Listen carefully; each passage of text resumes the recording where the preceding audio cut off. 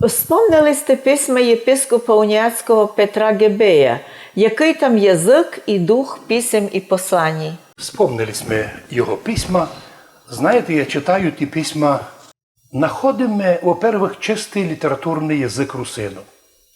Не якоїсь язичі, не якоїсь думаної, а так, як ми красно писали, говорили тоді, так і нині, думаю, сохранимо свій язик русинський на завтра.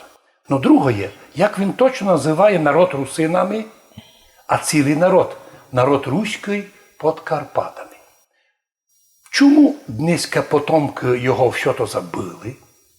Дійсно, читає письма Петра Гебея, видиме чистого русина, який ніколи ні під яким видом не рахує себе українцем, хоча на Подкарпатській Русі уже тоді явилася проукраїнська просвіта, та й Волошин постепенно, священник уніатський, приймав українську орієнтацію. Давайте процитуємо пару писем єпископа Петра Гебея. От лист перший, як він пише.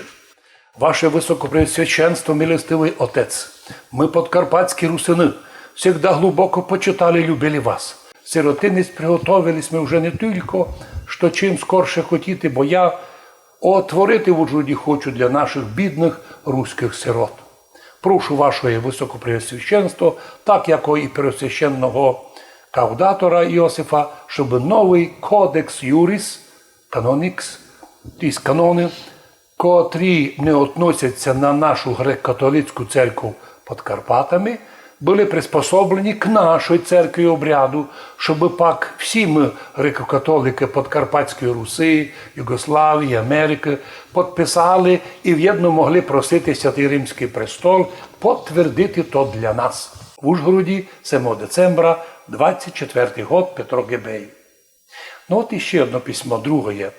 Ваша Екселенція, милостивий, глубоковажаємий отець митрополит, з щирим і любов'ю к вам, наповненим серцем, привітаю к вашу Екселенцію від імені капітули, кліра і подкарпатського руського народа по поводу 25-го ювілея вашого душепастирського преосвященства.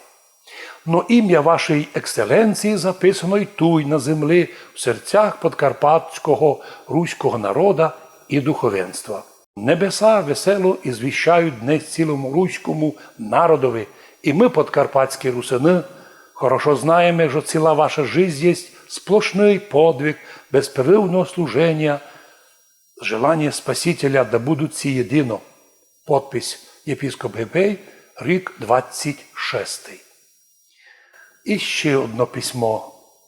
Мож послухати, бо унікальні слова. Ваша Екселенція, на многое благое літо, на славу Божу, на пользу церкви нашої Восточної, замітьте, нашої церкви Восточної, і на превелику радость нашого руського народа, так під Карпатами, як і за Карпатами в Ужгороді, 29-й вже рік. Давайте ще один лист. Наміряв бися я перед цілим світом документувати нашу віддану любов к вашому Високопреосвященству і братському народу руському в Галичині. Братському народу руському в Галичині. Це 1930 рік. Хоча рядом уже бігають із Галичини всякі проповідники української мови.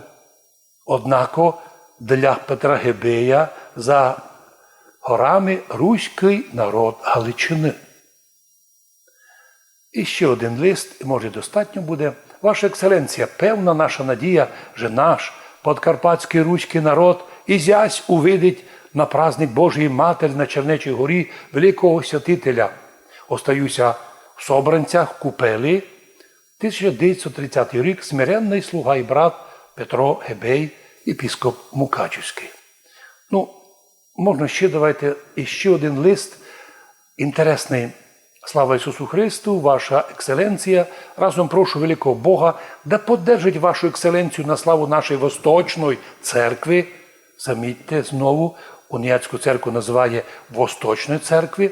І на радость нашу на много літа з глибоким поклоном остаюся в Ужгороді Петро Гебей.